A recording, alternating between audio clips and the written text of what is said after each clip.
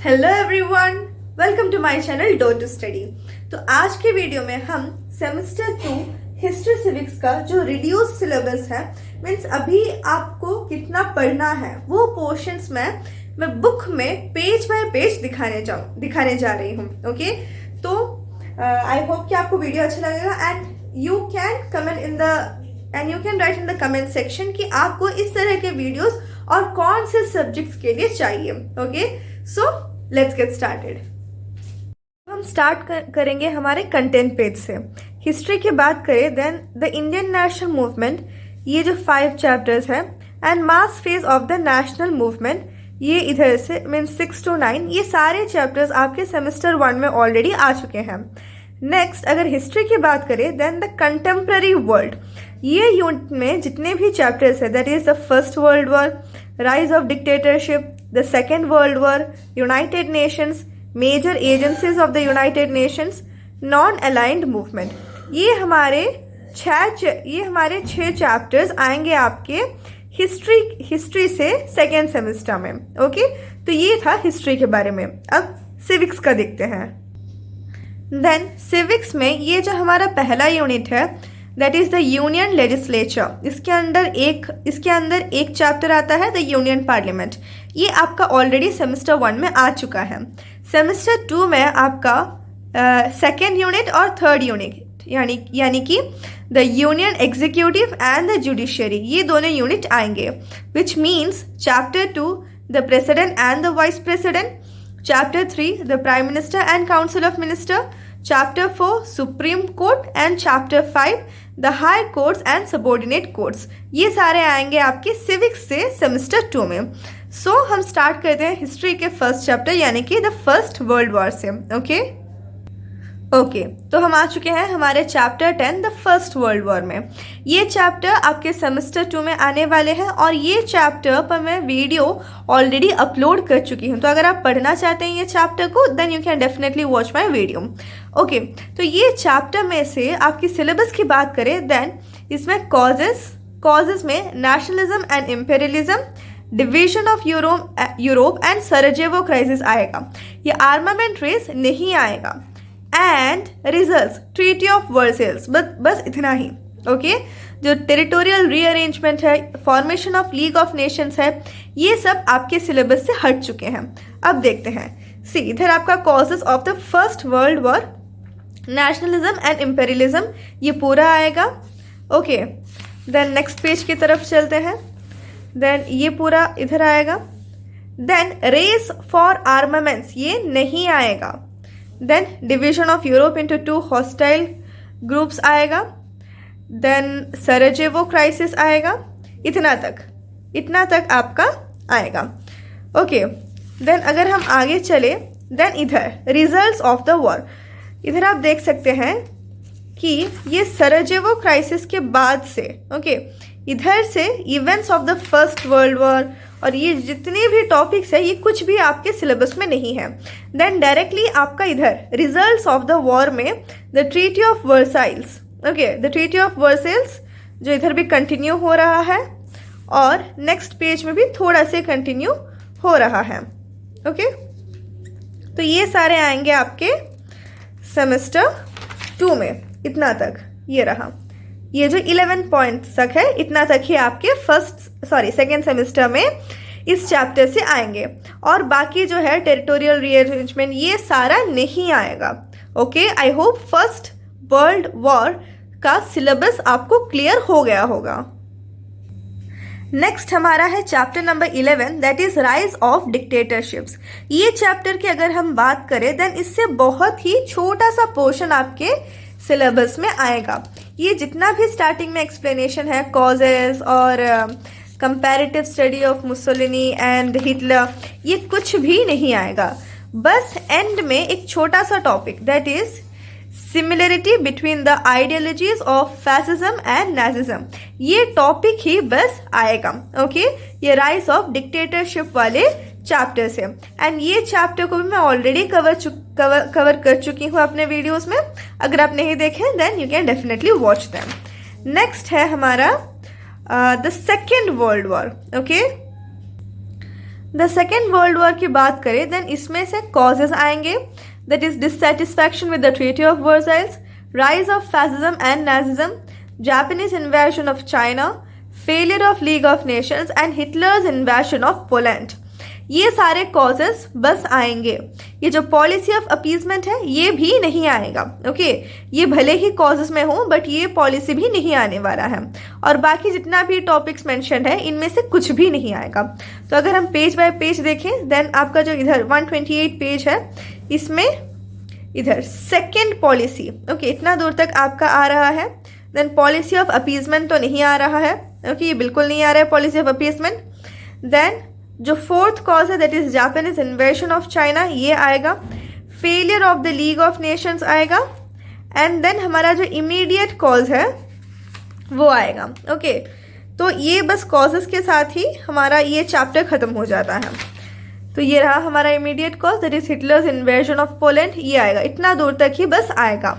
बाकी जो भी टॉपिक्स है ये कुछ भी नहीं आने वाला है आपके सेमेस्टर 2 में। Okay so let's move on. Yes ये सेकेंड वर्ल्ड वॉर पर भी मैं चैप्टर वीडियो ऑलरेडी बनाकर अपलोड कर चुकी हूँ। तो अगर आप देखना चाहते हैं पढ़ना चाहते हैं then you can definitely watch them. And ये जो वीडियोस बने हैं they are strictly according to your syllabus for semester 2। Okay अब हम आते हैं चैप्टर नंबर 13 यूनाइटेड नेशंस पे। तो इस चैप्टर से आपका सिलेबस में ऑब्जेक्टिव्स ऑफ द यूएन है and composition and any 4 functions of the General Assembly, Security Council and the International Court of Justice। ये है आपका सिलेबस। ओके देन अगर हम पेज बाय पेज जाएं देन ये जो पहला पेज है इसमें से कुछ भी आपके सिलेबस में नहीं है। देन आगे बढ़ते हैं। देन इधर आप देख सकते हैं main objectives of the UN, ये आपके सिलेबस में है। देन अगर हम और आगे बढ़े then you can see the organs of the united nations and here we have the general assembly. तो इन सब के आप देख सकते हैं सिलेबस में क्या लिखा गया है। You have to you should know any 4 functions, isn't it? You should know the composition and any 4 function। तो ये जितने भी ऑर्गन्स है 6 ऑर्गन्स, इनके आपको कंपोजिशन एज वेल एज कोई 4 फंक्शंस पता होने चाहिए। Understood? But as you know now you are having an MCQ type, now you will be having MCQ type questions, so I will highly recommend कि आपको सारे functions के बारे में आइडिया होना चाहिए। ओके सो इधर general assembly, security council, international court of justice, economic and social council and the trusteeship council and secretariat, इतने सारे हैं। बट आपको कौन कौन से ऑर्गन के बारे में पता होना चाहिए? आपको पता होने चाहिए general assembly, security council and international court of justice. ये 3 ऑर्गन के बारे में ही आपको आइडिया होना चाहिए। That is general assembly, security council and the international court of justice. इनका composition and any 4 function here. Security Council composition, functions. International Court of Justice composition, functions. Okay? तो इतना आपको पता होना चाहिए। ये सब है इंटरनेशनल कोर्ट ऑफ जस्टिस का फंक्शंस। नेक्स्ट ये जो इकोनॉमिक एंड सोशल काउंसिल है, इन सब के बारे में आपको मीन्स आपके सिलेबस के हिसाब से ये जो नेक्स्ट 3 ऑर्गन्स है, that is economic and social council, trusteeship council और सेक्रेटेरिएट, ये सब आपके सिलेबस के हिसाब से नहीं है। But I will definitely recommend कि आप पूरा चैप्टर, जो भी चैप्टर्स में मैं अभी आपको रिड्यूस सिलेबस बता रही हूँ, ये बस एग्जाम पॉइंट ऑफ व्यू से है। But I will definitely recommend कि आप पूरा चैप्टर एटलीस्ट एक बार रीड करें। ओके नेक्स्ट हमारा है chapter 14, that is major agencies of the united nations. इसकी बात करें देन इसमें आपका सिलेबस है major agencies of the united nations, UNICEF, WHO and UNESCO, any 4 function. इसमें भी आपको एनी 4 फंक्शन ही पता होना चाहिए। But again I will say कि आपको सारे फंक्शंस का आइडिया होना चाहिए। तो पहला है UNICEF, that is united nations children's fund, इसका एक आइडिया एंड फंक्शंस इसके बारे में पता होना चाहिए। Then you should know about WHO। Okay ये सब आपके सिलेबस के हिसाब से नहीं है, like UNICEF programmes in India, ये सब आपके सिलेबस के हिसाब से नहीं है। But again we have the next topic would be world health organisation, जिसके बारे में थोड़ा पता होना चाहिए, एंड अगेन फंक्शंस पता होने चाहिए. Okay, functions you have here 9 to 10 functions, isn't it? And the next one is UNESCO. तो यूनेस्को के बारे में और उसके functions like in the field of education, scientific activities, communication, preservation of cultural heritage, ये सब आपको पता होने चाहिए as per your syllabus. But ये जो India's association with UNESCO है, ये सब आपके syllabus में नहीं है. Okay? So here I am only discussing what is in your syllabus. Okay? So it doesn't mean कि बाकी जो topics है वो important नहीं है. You should definitely go through them at least once. Next हमारा chapter है non-aligned movement. हमारा chapter 15 non-aligned movement. इसमें से again आपको बहुत ही कम topics है जो पढ़ने हैं. पहला है brief meaning, that ये जो दिया गया है, इधर जो meaning of non-alignment दिया गया है, ये क्या है आपको पता होना चाहिए. The next is objectives. Objectives है इधर आगे. Okay. Just a minute. Yes. इधर आपका objectives है of the non-aligned movement. Okay, ये आपको पता होना चाहिए. Yes, इधर 10 objectives दिए गए हैं, ये सब आपको पता होने चाहिए. Next है the architects of the NAM, that is Nasser, Tito and Nehru. ये कौन है, नैम के आर्किटेक्ट्स कौन है, ये भी आपको पता होना चाहिए. ओके, इधर आप देख सकते हैं सिलेबस में brief meaning, objectives and names of the architects of NAM. इतना ही आपके सिलेबस में है. कौन सा चैप्टर है ये, चैप्टर 15 नॉन अलाइंड मूवमेंट. बाकी जितना भी दिया गया है, रोल ऑफ जवाहरलाल नेहरू और आगे जो भी है अचीवमेंट्स, फ्यूचर, ये कुछ भी आपके सिलेबस में नहीं है. Okay, as per the new syllabus, as per the reduce syllabus. Next हम बात करेंगे सिविक्स का. तो सिविक्स का ये जो फर्स्ट चैप्टर है यूनियन पार्लियामेंट, ये ऑलरेडी आपके सेमेस्टर 1 में आ चुका है. नेक्स्ट हमारा चैप्टर है the president and the vice president. Okay, तो नेक्स्ट हमारा chapter 2 the president and the vice president. इसका सिलेबस है द प्रेसिडेंट के लिए qualification for election, composition of electoral college, reason for indirect election, term of office, procedure for impeachment, ये सब आपको पता होने चाहिए. एंड पावर्स की बात करें, देन पावर्स में only selected like executive, legislative, discretionary and emergency, ये सब पावर्स के बारे में ही आपको याद रखना है. And the vice president, qualifications for election, term of office and powers. So let's सी हमारे बुक में क्या क्या है. ओके, तो पहला हमारा क्वालिफिकेशन फॉर इलेक्शन ये रहा, ये आपको पता होना चाहिए. Then composition of electoral college, ये आपको पता होना चाहिए. Then here we have the reason for indirect election, ये है आपके सिलेबस में. देन टर्म ऑफ ऑफिस है आपके सिलेबस में. ओके, तो ये सब है आपके सिलेबस में. नेक्स्ट जो powers of the president of India है, उसमें हमारा एग्जीक्यूटिव पावर्स सिलेबस में है. ओके, देन फर्दर हम आगे बढ़े. देन ये रहा, इतना हमारा एग्जीक्यूटिव पावर्स है. डिप्लोमेटिक पावर्स नहीं है, लेजिस्लेटिव पावर्स है.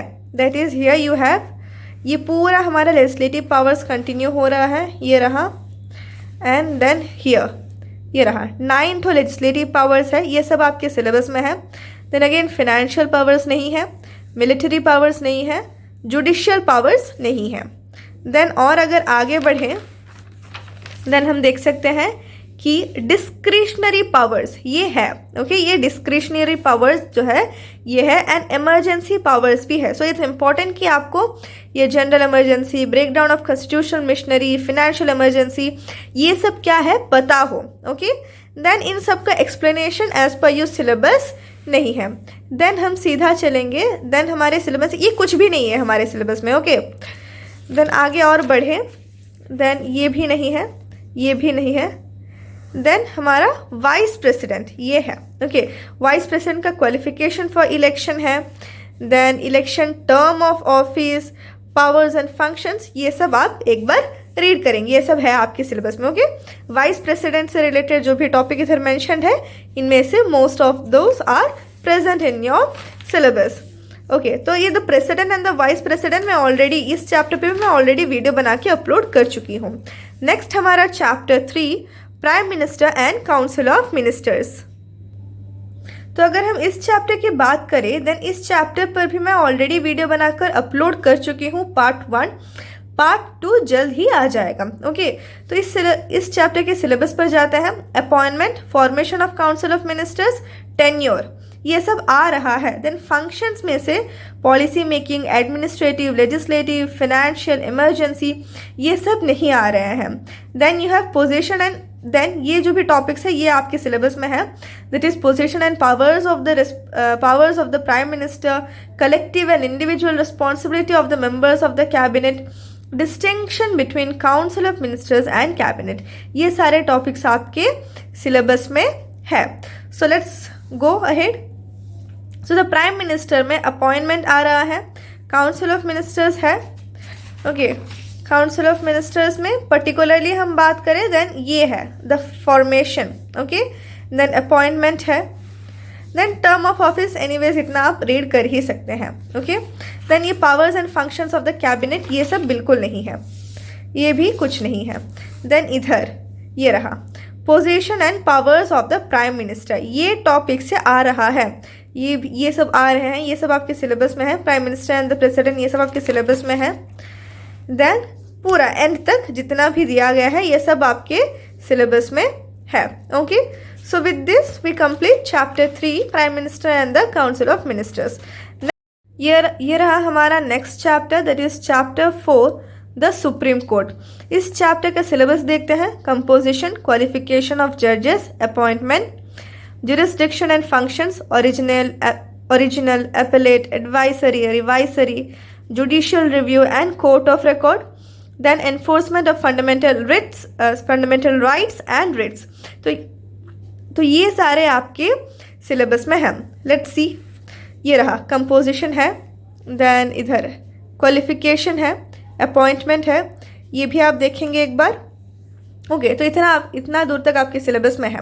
देन और अगर आगे की बात करें देन ये सब जो independence of judiciary from the control of executive and legislature, इसके अंदर जितने भी टॉपिक्स है ये सब आपके सिलेबस में डेफिनेटली नहीं है।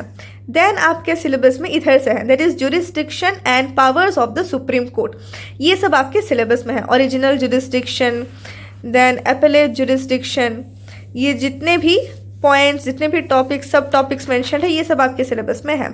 Then functions of the supreme court में आप देख सकते हैं ये जो है एनफोर्समेंट ऑफ फंडामेंटल राइट्स, ये आपका पता होना जरूरी है। देन एडवाइजरी जुरिस्डिक्शन है, ये जो रिट्स है ये सब के बारे में आपको पता होना बहुत ही इंपॉर्टेंट है। ओके अब ये जो टॉपिक्स मेंशन है ये भी आप एक बार रीड आउट कर सकते हैं, बिकॉज ये ओरिजिनल जुरिस्डिक्शन, एपेलेट जुरिस्डिक्शन आप ऑलरेडी पढ़ चुके हैं। So it would be better कि आप एक बार इसे भी अच्छे तरह से देख लें। ओके तो enforcement of fundamental rights as mention in your syllabus, then advisory jurisdiction, important writs, then revisory